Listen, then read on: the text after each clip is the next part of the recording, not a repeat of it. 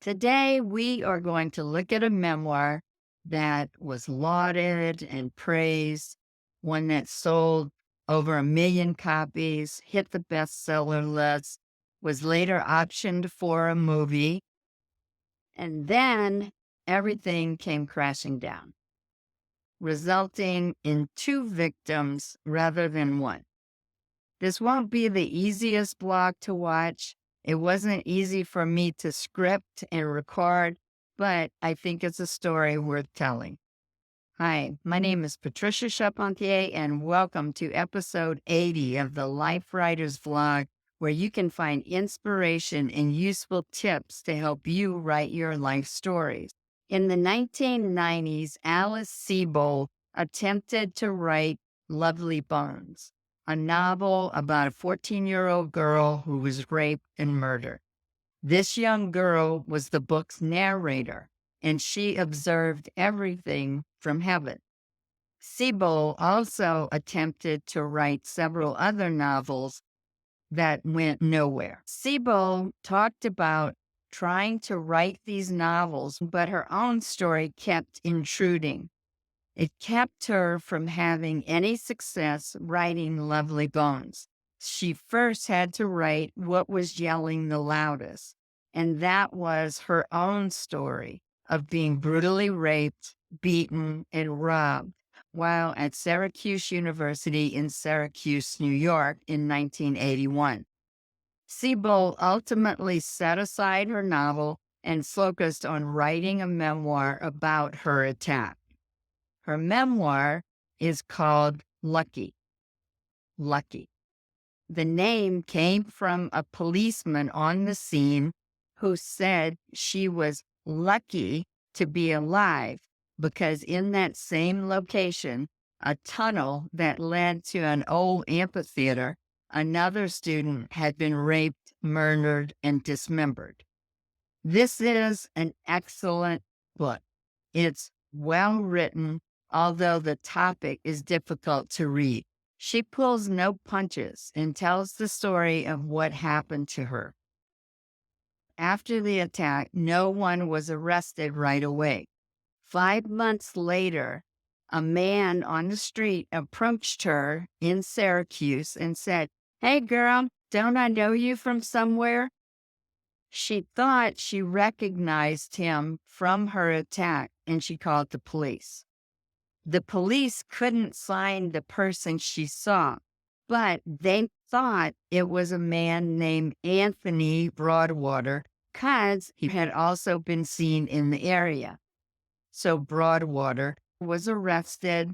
He was tried, convicted, and sentenced to 8 to 25 years in prison. Supposedly, they arrested Broadwater using microscopic hair analysis and Sebold's identification of him in court, even though she chose the wrong man in a lineup. Broadwater maintained his innocence throughout. He went through the trial and he spent 17 years in prison. He came up for parole 5 times during those 17 years, which was never granted because he refused to admit he had committed the crime. He was finally released from prison in 1999, and then ultimately in 2021, he was exonerated of the crime and his conviction was vacated. Sebold formally apologized to Broadwater, saying, "I want to say that I am truly sorry to Anthony Broadwater, and I deeply regret what you have been through. I will continue to struggle with the role that I unwittingly played within a system that sent an innocent man to jail."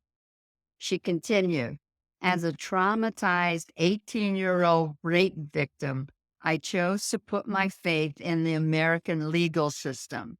My goal in 1982 was justice, not to perpetuate injustice, and certainly not to forever and irreparably alter a young man's life by the very crime that had altered mine." Okay, take a deep breath. Where does that leave us? This book is still an excellent read. It is incredibly well written with unflinching truth and honesty. It was written at a time when rapes were not talked about, and Sebold wanted to bring attention to what victims go through long after the act. She is not the villain in this story. This story ended up with two victims, Sebold and Anthony Broadwater. The publishers pulled Lucky from distribution, but it is still available for purchase and in libraries. Can you use it and learn from it to improve your writing? Most definitely. It's up to you to decide if you would like to read Lucky or not. It's not an easy topic to read about, and some of the story is now clouded in controversy, but you decide.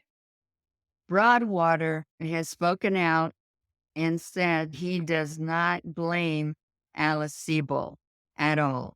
He blames a system and how the legal system failed. Tell us, have you read Lucky? If so, what did you think about it? If you haven't read it, is it a book you might read? Why or why not? Let us know your thoughts. But whether you read this memoir or not, remember the only way to do this wrong is to not do it at all. The only way to do this wrong is to not do it at all. Until next time, happy writing, everybody. Don't miss the next episode. Sign up to be notified of future posts and upcoming events. Use the buttons below to share this episode on social media or with a friend who might like it. If you enjoyed this week's episode, you will love our Life Writers membership. Whether you don't know where to start writing your life stories, have started and stopped many times, or have been writing but want to receive feedback to make your stories better, the Life Writers membership is where you need to be. We have a Get Started roadmap, an extensive library of instructional videos, live events via Zoom, and a supportive and active community. If you want to take the stories that live in your heart and mind and put them into words on the page, check out Life Writers at lifewriters.us.